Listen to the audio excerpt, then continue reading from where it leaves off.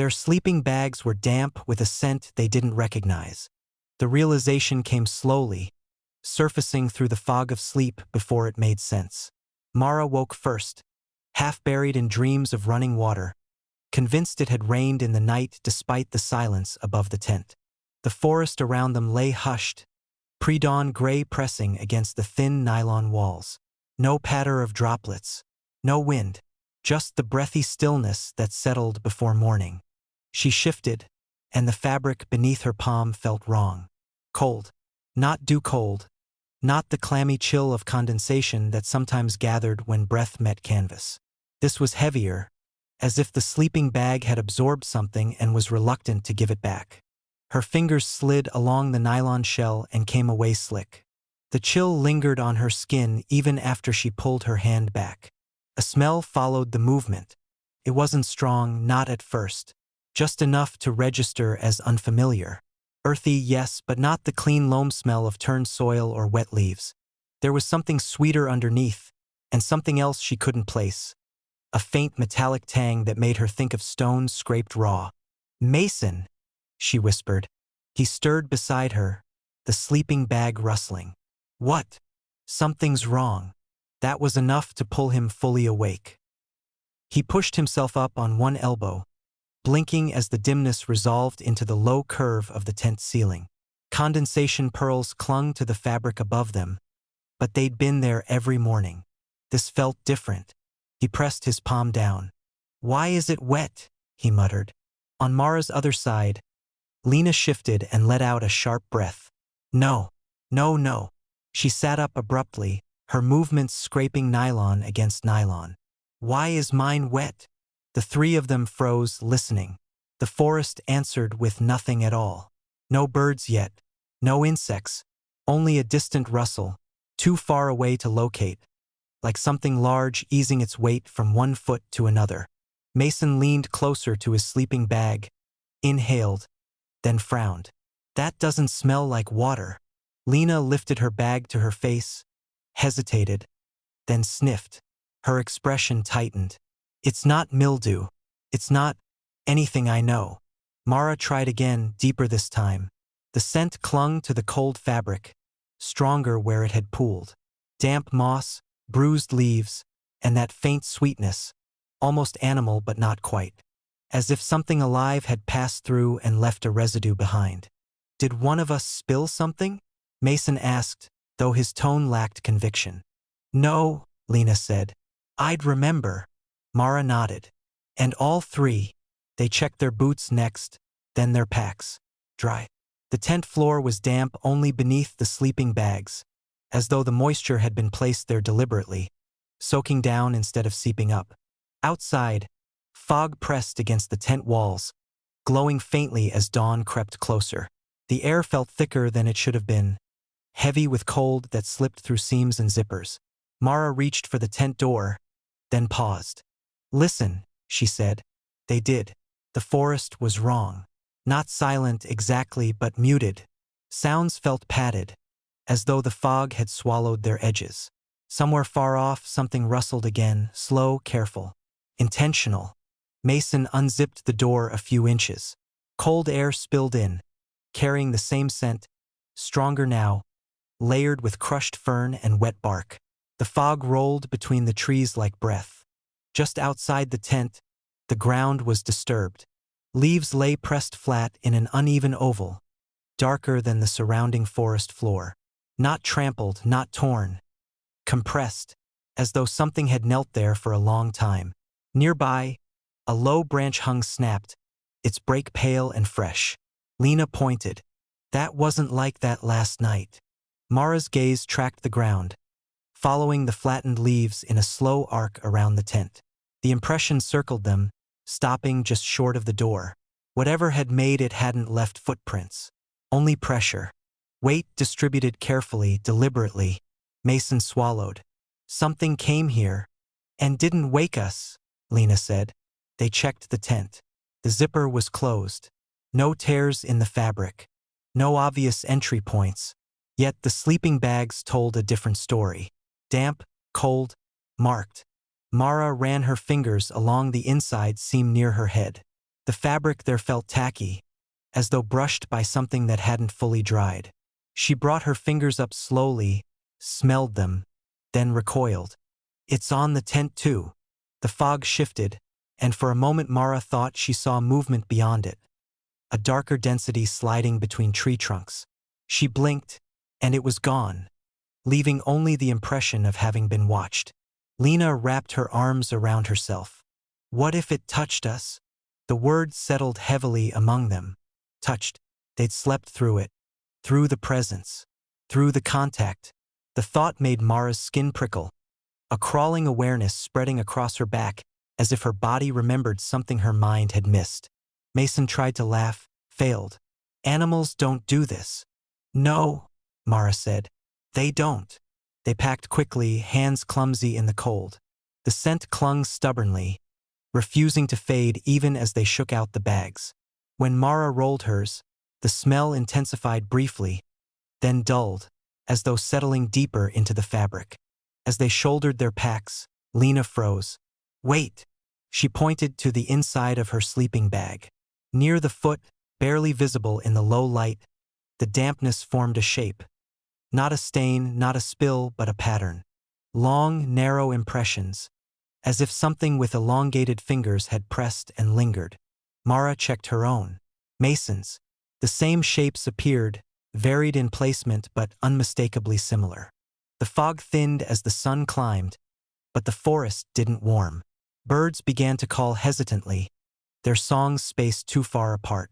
As they left the campsite, Mara glanced back once more. The flattened leaves had shifted. The oval had elongated, stretching toward the trail they were taking, as though something had leaned forward to watch them go.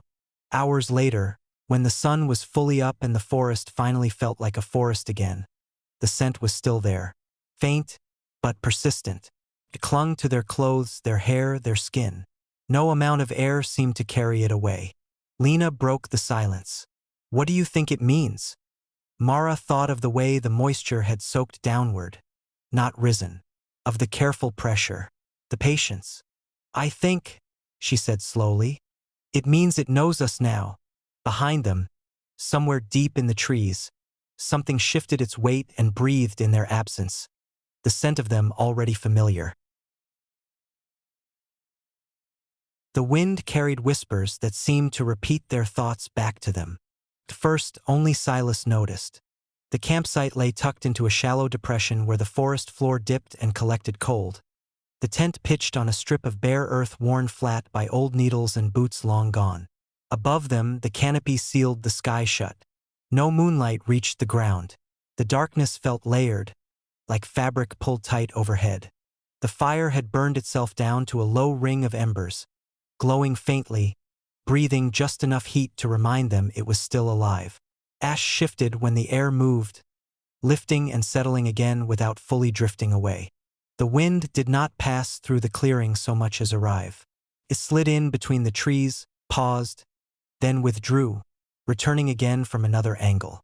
Leaves rustled in soft, overlapping patterns that never quite repeated. Somewhere deeper in the woods, a trunk creaked slowly. The sound stretched thin as the temperature dropped. Silas sat on a fallen log, shoulders hunched, hands tucked into his sleeves. He stared into the embers, letting his mind wander without direction. We should have set up farther from the trees, he thought, the idea forming with a mild, belated unease. The wind brushed past his ear. Farther. Silas stopped breathing. The sound was faint, less a voice than a shape pressed into air, braided seamlessly into the rustle of leaves. He tilted his head, listening harder, heart ticking once against his ribs. Did you hear that? He asked. Across the fire, June looked up from where she was coiling rope back into her pack. The embers painted her face in warm red and deep shadow. Hear what? Silas hesitated. Nothing, just wind. June studied him for a moment, then shrugged and went back to her pack. The forest continued its quiet conversations. The moment stretched thin, then snapped, leaving Silas with the uncomfortable sense that he'd interrupted something mid-thought. On the other side of the clearing, Aaron lay on his back, arms folded loosely over his chest. eyes tracing the black lattice of branches overhead.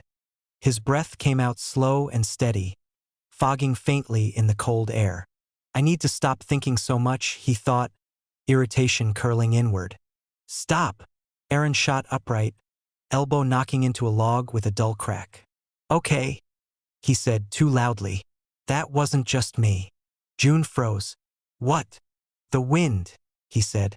It said something. Silas looked up sharply. What word? Aaron swallowed. Stop. The clearing didn't go silent, but the sounds seemed to compress. Leaves whispered closer together. Somewhere, something small scurried, then stilled. Silas nodded once. It said farther to me. June opened her mouth to laugh, then closed it. Her expression shifted, the humor draining away before it fully surfaced. You're serious, she said. The wind moved again, lifting the loose edge of the tarp, stirring ash into pale arcs. It smelled like damp bark and cold soil, layered with something thin and sharp that didn't belong. This is just exhaustion, June thought. You're projecting. Exhausted. The whisper slid along the back of her neck, intimate and precise. June recoiled, knocking her pack onto its side. The sound landed too heavily, echoing longer than it should have between the trees. No, she said. No, that didn't happen. They listened. The wind didn't speak again. Instead, it circled, threading through grass and low branches, tracing the clearing's perimeter with patient attention. The darkness seemed to inch closer, tree trunks leaning in, though none of them moved. Aaron let out a shaky laugh. Late night nerves, that's all. Camp brain. Silas didn't respond. His gaze stayed fixed on the tree-line, on the way thinner branches bent inward when the air passed, as though bowing. Test it, Aaron said suddenly. Think something specific. June frowned. That's a terrible idea. Just to prove it's nothing. Silas nodded slowly. Do it. June hesitated, then closed her eyes. Her heart beat loud in her ears. My name is June, she thought. Just that. The wind threaded through the clearing. June. The sound came from everywhere at once, stretched across leaves and needles and air itself, as if the forest were exhaling her name. Aaron stumbled backward, nearly tripping over a root. Nope, absolutely not. Silas felt cold spread under his skin. It knows us. The wind shifted direction, brushing past them, lifting hair, pressing fabric briefly against skin. Felt intentional, searching. It smelled stronger now, layered with crushed greenery and something faintly metallic. As listening, Silas thought. Listening. Aaron's hands curled into fists. It's not echoing, he said. It's answering. They clustered closer to the fire without discussing it, forming a tight triangle of warmth and fear. The embers dimmed slightly, as if starved of air. June pressed her palms together, grounding herself in the sensation. Don't think, she told herself. The wind waited. Aaron swallowed. Go away. The air tightened. Why? The word wasn't louder than before, but it carried shape, curved, questioning. June shook her head. It's responding to intent. Silas felt something inside him loosen, boundaries thinning. Thoughts slipped faster now, less ordered. If I stop thinking, you fade. His knees weakened. He grabbed the log to steady himself, breath coming shallow. It doesn't want silence, he said. It wants continuation. The branches overhead creaked as a stronger gust passed through, bending the canopy until needles rattled together like dry rain. The sound layered strangely, echoes overlapping where they shouldn't. June pressed her hands to her ears, but the whispers vibrated deeper than sound, resonating in her chest, behind her eyes. Why us? Aaron demanded. The wind lifted ash from the fire, scattering it outward in pale spirals. Everyone. Silas felt understanding settle, not fully, but enough to be terrifying. It's not just wind, he said. It's built from what we give it. June looked at him, eyes wide. From thoughts. From attention, he said. The wind surged, leaves thrashing now, branches knocking together. Words bled through the noise. Half-memories, fragments of fear, names they hadn't spoken aloud in years, bent but recognizable.